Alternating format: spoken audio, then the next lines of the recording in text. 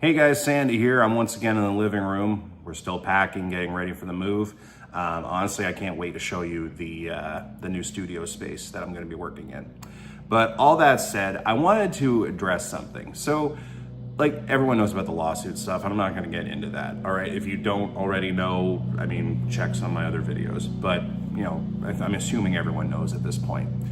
That said, like Fender isn't going anywhere. It's Fender. All right.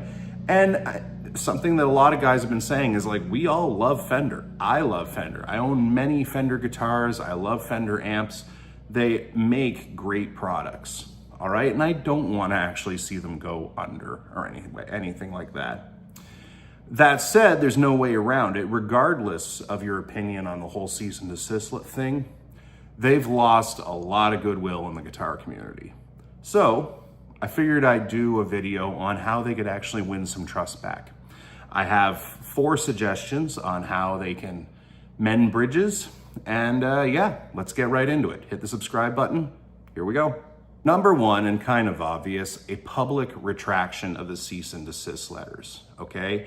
With a promise to actually only go after those guitar brands that are straight copies, okay? From what I can tell, just from the comments that I've received on videos and from the other videos that I have seen, no one can really blame Fender for going after companies that are making exact copies of Fender guitars, okay? And there is a lot of it.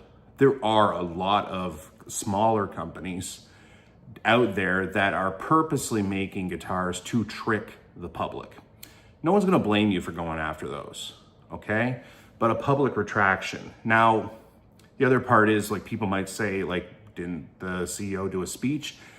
Yes, he did, but that actually wasn't meant for the general public. That was actually at like a private event for vendors. So Fender coming out, making a public statement where they retract these things, okay, making it, and like that's the other part when the CEO talked, no one really believed him, okay? It came across really, frankly, slimy. But that's actually the first step. Public retraction, public apology. That's step 1. Number 2, a public vow to actually improve the quality of these guitars. Something that has come up out of all of this is that, yeah, Fender guitars aren't what they used to be. All right, there are serious problems with a lot of the instruments, even the higher end ones. So a public acknowledgement of this and taking steps to do so could go a long way. Gibson kind of went through something similar, okay? And I would actually argue that the Gibson quality's gotten a lot better over the past few years. There was a good decade or so where it was bad. All right, but what did they do? They took a new direction. They shrunk down their product lineup considerably. All right, went kind of back to basics kind of approach. And yeah, they improved the quality. Fender needs to do that now too if they want to win back some trust. Now, number 3, Fender also, and they announced this in NAMM, they've actually acquired Studio One. Okay, they're now calling it Fender Studio something. Okay, so I actually think that a really good way to win back part of the public is like with the purchase of any Fender guitar, and that includes, you know, the ones that are kind of like their subsidiaries, so Gretsch, Charvel, Jackson, all that stuff. Maybe if they include a free subscription for a year, hit the thing there. Maybe if they include a free subscription for a year to this software to allow them to use it, I think that would go a long way and would show a lot of goodwill. Okay, and like I'm not saying that they have to give like the premium software. Like I'm thinking like Ableton, where with a lot of products you'll get like Ableton Lite. Okay, which like it's still completely usable, and I've made a lot of stuff with it. But it is shrunk down a little bit. I think you can only record like 8 tracks or something. Okay, but if they did something like that, a free giveaway with the purchase of a Fender guitar, okay, for a year, I think that would go a long way. And yeah, I think it would build back a lot of trust. And it would also like really be helpful for them because I mean, so many guitar players, like people aren't playing live as much anymore. There's a lot of people playing just in studios and stuff in their bedroom kind of thing. So I think actually it would be probably a smart business move to an extent. You know, you get them on that software, get them to use it for a year, and then yeah, after a year, if they want to keep using it, they can purchase the full one. But a year membership or subscription to this software included with any purchase of a Fender guitar, no matter what the price range, not a bad way to go. Now the fourth suggestion, and for the record, I don't actually like saying this, but I think that CEO's gotta go. So look, where I'm coming from with this is I actually had a mentor many, many years ago. We had to fire somebody and he had to fire someone. And he told me, he said, Sandy, he said, I want you to remember this. Whenever you terminate someone, you are taking away their ability to take care of themselves and the people they care about. That always stuck with me. So from a professional point of view, okay, I've had to terminate people and it's terrible, it sucks.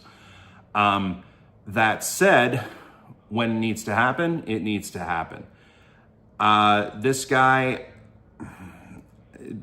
to give the benefit of the doubt, I think he came at it with the best of intentions and it just did not work, all right? I do not think he is the right person to lead the company for the future. And come down to it, he has ticked off a lot of people in the guitar playing public, all right? That's that speech that got taped and sent out.